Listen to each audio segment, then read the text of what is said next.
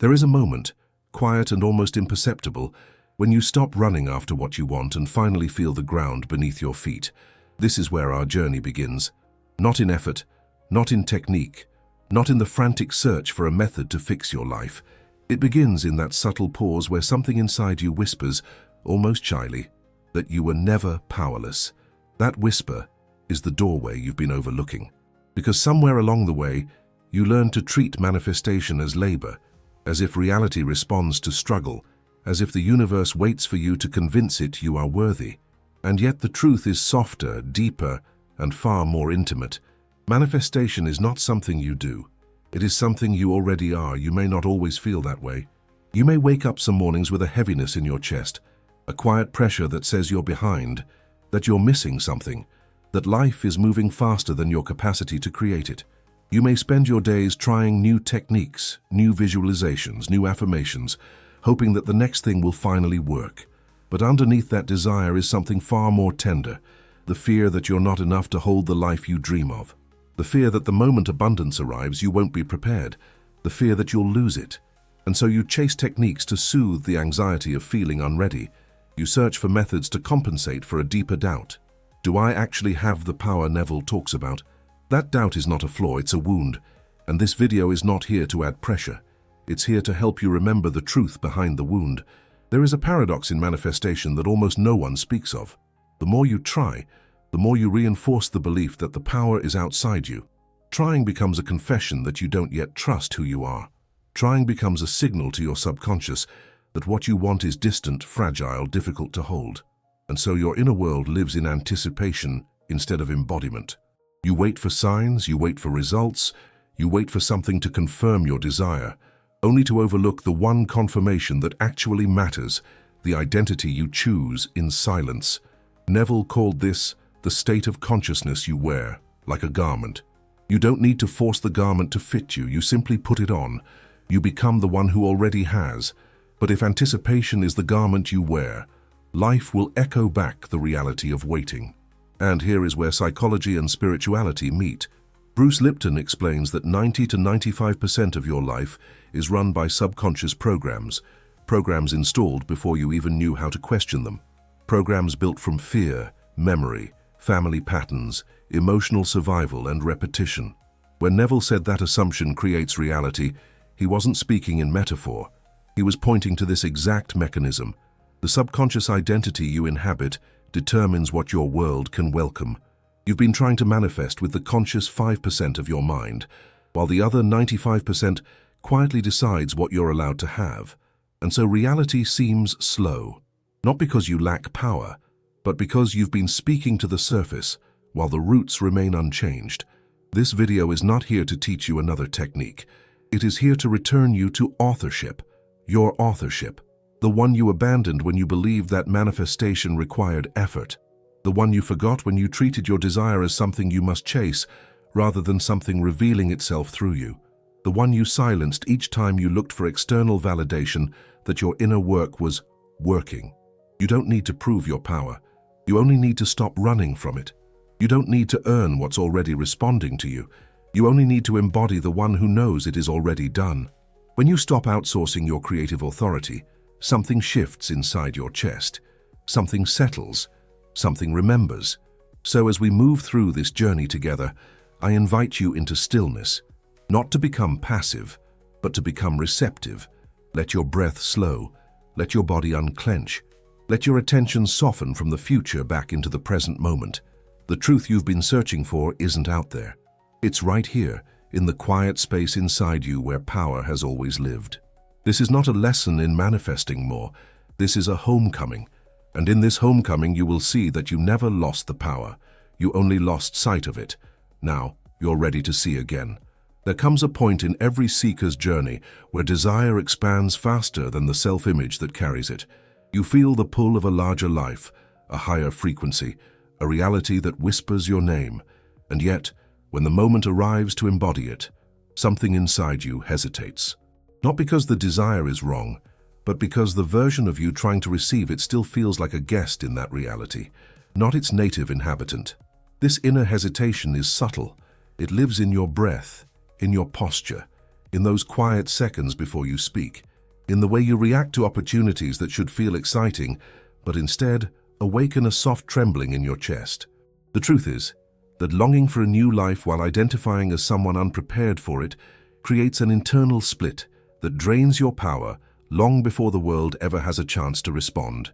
You may notice this split in the way you sabotage opportunities without even realizing it.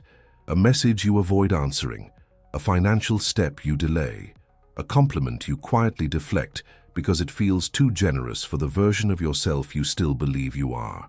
These moments are not failures, they are reflections of an identity that hasn't expanded to hold the weight of your desire. Neville often spoke about states of consciousness not as aspirations, but as identities one occupies. If part of you is still clinging to an older, smaller image of yourself, then even the most beautiful desires will feel foreign, almost threatening. You can want abundance with all your heart, and yet behave like someone still afraid of it. And when your identity contradicts your desire, the desire cannot root itself in your life. This is not punishment, it is a protective mechanism. Your subconscious will not allow you to step into a life it believes you are unprepared to handle. This is where the Galatea effect becomes a mirror. It teaches that self-expectation quietly shapes behavior, posture, choice, and opportunity. Not because you force outcomes, but because your internal definition of who you are sends signals to your nervous system, directing how you respond to life.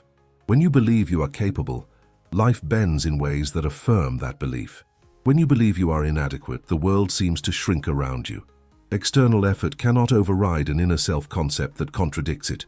Effort without identity becomes noise. Identity without effort becomes direction. And so the question is not whether you want the new life. The question is whether you see yourself as the one who naturally lives it. When you try to manifest from a self-image that cannot hold the desire, you end up chasing results that your identity is silently rejecting.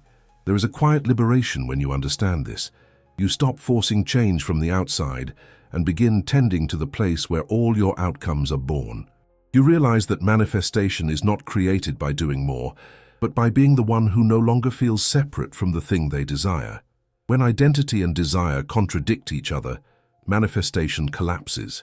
Not because you are doing something wrong, but because you are trying to live as two selves at once, one who dreams big and one who feels unworthy of their own dream. It is this internal conflict that dissolves your magnetism, not the absence of technique or consistency. The moment these two selves merge into one, your desire no longer feels like a goal. It becomes your baseline reality. There is a simple yet powerful way to dissolve the identity gap gently, without forcing anything, without pretending, without spiritual theatrics. Choose one behavior that your future self executes naturally. Just one. Not a grand gesture, not a dramatic shift, but a single action that silently tells your subconscious, I am already becoming that version of me. Do it daily, with presence. Let it echo in your body. Let it speak to your nervous system in a language it understands. Repetition. This anchors a new identity, not through effort, but through familiarity. And with time, your subconscious begins to accept this upgraded version of you as normal, not extraordinary. Normalization is the birthplace of embodiment. Neville often compared states of consciousness to garments. When you change your clothes, you don't need to force yourself to walk differently. Your body simply responds. Your posture softens or sharpens. Your confidence shifts. The garment speaks to your movement. Identity works the same way. When you shift the state you're wearing, reality responds to you without resistance. You don't need to push, you don't need to chase. You simply move through life from the version of you that already matches the desire. And reality, like a faithful mirror, reflects back the shape you have claimed in silence. There is a quiet tension that rises in the body whenever life begins to expand. It's subtle, often mistaken for excitement, but if you pay close attention, you'll feel the difference. Expansion feels like possibility, resistance feels like pressure, and many people confuse the two. You may say you want abundance, love, recognition, freedom, but when traces of those experiences appear, something inside contracts instead of opening. You feel a tightening in the stomach, a sudden doubt, a pull to retreat, to pause, to postpone. This reaction has nothing to do with your desire, and everything to do with the state your nervous system learned to call home. If your inner world has been shaped by survival, scarcity, or emotional unpredictability, then abundance will not feel natural at first. It will feel overwhelming. It will feel unsafe. Not because it is unsafe, but because it is unfamiliar. The truth is that your nervous system does not evaluate life based on desire. It evaluates life based on patterns. It relies on the familiar. It associates safety with what has repeated itself the most. And so, when success, love, or financial ease begin showing up, your internal alarms may activate, not because you did anything wrong, but because you are stepping outside the emotional territory your body has been trained to navigate. Neuroscience describes this through the amygdala, the part of your brain responsible for detecting threat. Its role is not to discern what is good or bad, but what is familiar or unfamiliar. When something new enters your field, even if that something is everything you have prayed for, the amygdala may treat it as a potential danger. This is not a psychological flaw. It is a survival mechanism that has been protecting you for years, even if the protection is no longer needed. When you understand this, something within you finally exhales. You realize your problem is not a lack of manifestation. It is a lack of permission. Not permission from the universe, not from fate, not from spirit, but from your own body. Your nervous system has never been shown that the life you desire is safe to inhabit. It has never been taught that expansion is allowed. And so, even when manifestations start to unfold, an inner contraction pulls you back toward the familiar, often disguised as procrastination, self-doubt, overthinking, or sudden loss of motivation. Nothing is wrong with you. You're not blocked. You're not failing. You're simply living in a body that has not yet been introduced to the feeling of thriving without fear. There is a soft, gentle way to begin changing this. You don't need to jump into the highest version of yourself all at once. In fact, your nervous system will resist anything too abrupt. What allows transformation to stabilize is repetition of small moments where the body tastes safety inside expansion. Start with subtle upgrades that feel believable to your system. Not dramatic leaps, but tiny adjustments that shift the emotional baseline. The moment you experience a gain, no matter how small, breathe into it without shrinking. The moment someone appreciates you, receive the words without deflecting. The moment a new opportunity appears, stay present instead of escaping into old fear. These micro-experiences teach your body that growth is not a threat. They build trust. They rewire the internal alarms that once protected you from what you could not yet handle. Think of your nervous system as a security program running quietly in the background. For years, it has been classifying certain experiences as unsafe simply because they were rare or unknown. You cannot install a new reality on top of an old operating system without updating the settings. When you begin treating abundance, love, success, and peace as familiar states rather than extraordinary events, your internal system shifts. It stops rejecting what you desire. It stops doubting what is arriving. It begins to accept expansion as its natural environment. And when your body finally agrees with your mind, manifestation stops feeling like effort and begins unfolding with a softness that feels like coming home. There is a moment in the spiritual journey when effort stops feeling noble and begins to feel heavy. A moment when you realize that the more you try, the further the goal seems to drift. Not because life is withholding anything from you, but because effort has quietly become a declaration of lack. You try harder only when you secretly believe that what you want is distant, fragile, or unlikely. The search for more techniques, more meditations, more rituals becomes a way of soothing the fear that you are not powerful enough on your own. And yet, every new technique reinforces the same silent message: I am not there yet. This inner confession shapes your vibration more powerfully than any method ever could. You may not speak it aloud, but your body feels it. Your breath feels it. Your subconscious hears it clearly. Many seekers don't realize they are caught in this loop because on the surface effort looks virtuous. It looks committed, disciplined, determined. But beneath the surface, something more delicate is happening. Every action rooted in desperation widens the distance between you and your desire. You move in circles rather than stepping into the still point where manifestation actually begins. Yes, action has its place, but when action becomes a substitute for identity, it loses its power. Neville taught that awareness is the only reality, and this mirrors ancient Stoic philosophy, which taught that nothing external holds meaning unless the inner self grants it authority. If your internal signal is broadcasting fear, no amount of external effort can override the frequency of your inner state. You cannot outrun the vibration you are standing in. This is why effort so often backfires. The more you push, the more you confirm that you believe the desire is outside of you. The more you strive, the more you reinforce that the life you want is separate from the one you inhabit now. Effort becomes a vibration of distance, and distance becomes a pattern that repeats itself in your experiences. The mind says, work harder, but the soul quietly whispers, trying keeps you from receiving. Receiving is not passive. It is a state of alignment where the internal self has already arrived, even if the external world is still catching up. You do not close the gap by doing more. You close it by being the one who already lives in the outcome. There is a different way of shifting your state, softer, yet far more powerful. Instead of striving for the desire, you rest in the identity of the one who already has it. Not through pretending, not by forcing emotion, but by acknowledging the truth that your inner world sets the foundation for everything you experience. Sit with the state you wish to embody. Let your breath settle. Allow your body to feel the quiet confidence of someone who has arrived, not someone who is still seeking. When you give your nervous system a new baseline, even for a moment, you begin rewriting the patterns that once pulled you toward effort and away from embodiment. This is not wishful thinking, it is identity rehearsal. The subconscious responds to familiarity, not force. Imagine standing before a doorway that has always been open, yet you spent years trying to break it down because you assumed it was locked. Effort blinds you to the simplicity of the path. The moment you stop pushing, the door becomes visible. The pathway reveals itself.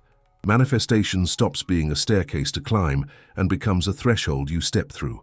Not because you worked harder, but because you finally realized you were never meant to climb anything at all. You were meant to enter. You were meant to inhabit. You were meant to become. There is a particular kind of restlessness that grows in the heart when you feel close to what you want. It is not the restlessness of fear, nor the heaviness of doubt. It is something softer, almost innocent. A quiet urgency that whispers, "Why isn't it here yet?" At first, this impatience feels justified. You have done the inner work. You have prayed, visualized, affirmed, trusted. You have held the vision through difficult days and lonely nights. And still the external world appears unchanged. This is when impatience begins to take root, not as a lack of faith, but as an unspoken belief that reality responds slowly, that the universe moves on its own schedule, that the desire is real but the arrival is unpredictable. Yet beneath that impatience lies a deeper truth. Impatience is not about time. It is about separation. It is the emotional echo of believing that the version of you who has the desire is still in the distance. When you feel impatient, you are unconsciously living in a future that has not yet arrived. Your emotional body drifts into a timeline where what you want is always tomorrow, never today. This creates a tension that your mind tries to solve but cannot. Neuroscience refers to this as temporal dissonance, the emotional conflict that arises when your inner state does not match the timeline you are mentally inhabiting. You want the outcome now, but your emotions live in the expectation of delay. This emotional contradiction sends mixed signals through your consciousness. One part of you reaches forward, while another part waits back. And in that split, your energy becomes divided. Instead of inhabiting the state of the wish fulfilled, you inhabit the state of the wish delayed. Reality then mirrors the state you occupy, not the one you desire. This is the silent trap of spiritual impatience. You think you are waiting for manifestation, but in truth you are waiting for permission to feel like the one who already has. The longer you wait, the more you reinforce the identity of someone who is still lacking, still hoping, still reaching. Impatience is a disguised form of disbelief in your own state. It tells the subconscious, "This is not mine yet." And the subconscious, faithful to your emotional reality, aligns your world with that very assumption. Nothing delays manifestation more powerfully than the belief that it is delayed. Anxiety enters only when the desire is imagined as distant. Peace returns the moment you realize that the state is already accessible within you. The shift out of impatience does not require force or pretending. It requires a return to presence. Instead of asking when the desire will arrive, ask how the one who already has it moves through ordinary moments. What emotions guide their morning? What energy rests in their chest while they walk, speak, breathe? This is not a question of behavior but of embodiment. When you allow the answer to settle into your body, impatience begins to dissolve. Time loses its pressure. The future stops feeling like a finish line and becomes an unfolding. You step out of pursuit and into alignment. And alignment is where manifestation accelerates without noise, without strain, without emotional erosion. Impatience is like standing over a pot of water, waiting for it to boil while keeping your hand on the lid. The closer you watch, the slower it seems to transform. Not because heat is absent, but because your attention is trapped in the expectation of delay. When you return to your life, when you live, breathe, and act as the one who already has, the water boils quietly in the background. Reality shifts without your surveillance. Manifestation unfolds without the weight of waiting, and you discover that impatience was never a signal that something wasn't working. It was a reminder that you had momentarily stepped out of the state where everything is already unfolding in your favor. There are patterns within you that were formed long before you learned the language of manifestation, long before you understood identity, long before you realized you were the operant power. These patterns are quiet, emotional, and deeply rooted. They shape how you receive, how you allow, how you rise. And one of the most powerful of these patterns is an unspoken loyalty to scarcity, not because you consciously choose lack, but because somewhere in your history, lack became familiar. It became predictable. It became the emotional landscape your nervous system learned to navigate. When you grow up around scarcity, financial, emotional, or relational, your subconscious learns that limitation is safe because it is known. Abundance, on the other hand, becomes suspicious, overwhelming, or destabilizing simply because it does not match the environment that shaped you. This is why success can sometimes feel like a threat, even when you crave it. Stepping into a larger life often challenges old emotional contracts you never knew you signed. You may carry loyalty to the version of you who once struggled, loyalty to the family members who normalized hardship, loyalty to the generational patterns that taught you to survive, not thrive. These loyalties are not rational. They are emotional imprints, and they can quietly sabotage manifestations without ever announcing themselves. You may desire abundance, but part of you remains tied to the version of yourself who learned to be cautious with money. You may desire love, but part of you stays loyal to past pain because it feels safer to expect disappointment than to risk vulnerability. In this way, scarcity becomes less about resources and more about emotional familiarity. When you look at this through the lens of psychology, the pattern becomes even clearer. Attachment theory teaches that the subconscious gravitates toward what it knows, not what it desires. If safety was associated with disappointment, unpredictability, or emotional tension, then the nervous system will cling to those states even when your conscious mind begs for something different. This is why so many people find themselves repeating financial cycles, relationship patterns, or self-worth struggles despite all their spiritual work. The subconscious is not sabotaging you out of malice. It is protecting you based on outdated information.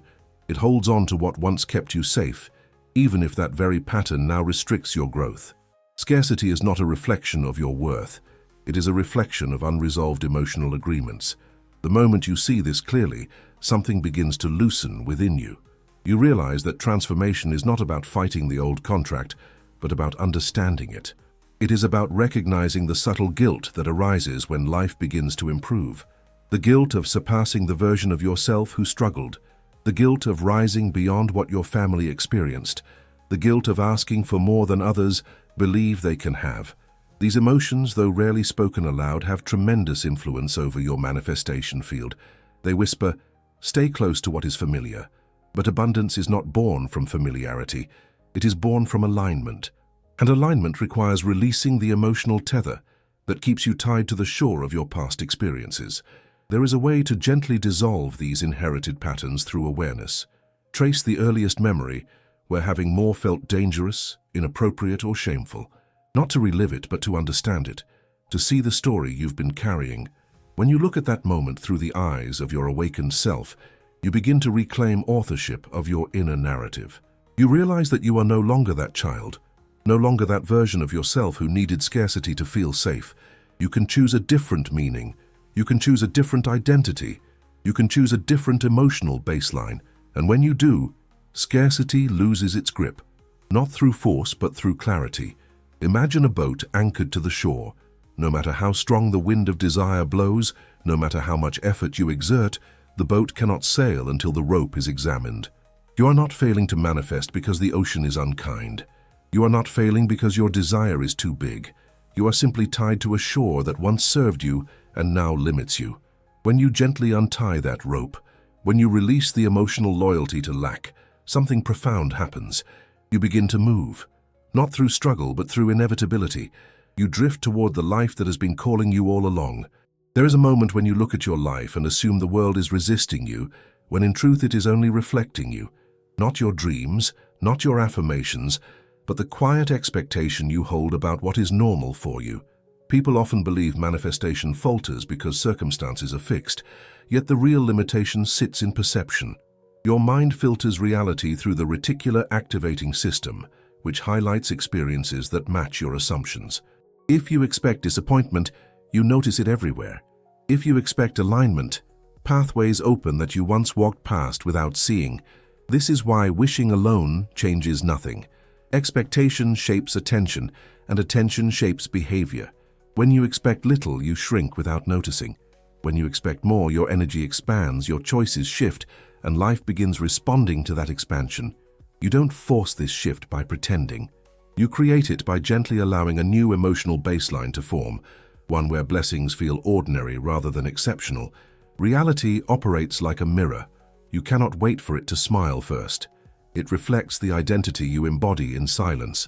When your inner expectation rises to meet your desire, the reflection changes effortlessly, revealing a world that was waiting for you to see it through different eyes.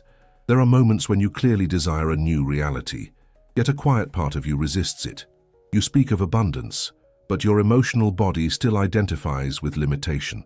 This inner split is not failure. It is the tension between the self you consciously choose and the self your subconscious still believes you are. Psychology calls this cognitive dissonance, and it silently shapes your reactions, expectations, and choices. When these two selves disagree, your energy fragments. But when you acknowledge the resistance with honesty rather than force, the contradiction softens.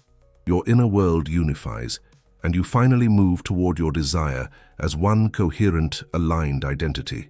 There is a moment in your journey when you realize that techniques do not create reality. Your state does. People rely on methods only when they doubt their own inner authority, forgetting that manifestation responds to identity, not effort. Neville's teaching is simple. You embody what you are. When the desired state becomes familiar rather than extraordinary, the subconscious accepts it as truth. Your breath settles. Your inner dialogue shifts. The future stops feeling distant. Like tuning a radio to a clear frequency, alignment removes the static. And once you inhabit the state itself, what you seek begins moving toward you with quiet inevitability. There is a deep simplicity at the end of this journey. Manifestation has never been about pursuing outcomes. Neville taught that creation is finished, and your role is to step into the state where your desire already lives. Every challenge you explored, identity gaps, nervous system resistance, scarcity patterns, impatience, inner contradiction, emerged only when you forgot your authorship. The moment you realign with it, life responds without strain. Even Bruce Lipton's insights affirm that the subconscious shifts through steady identity signals, not force. Manifestation is not about building something new. It is remembering the inner home you abandoned. Once you return to it, the path opens quietly, naturally, as if it had been waiting for you all along.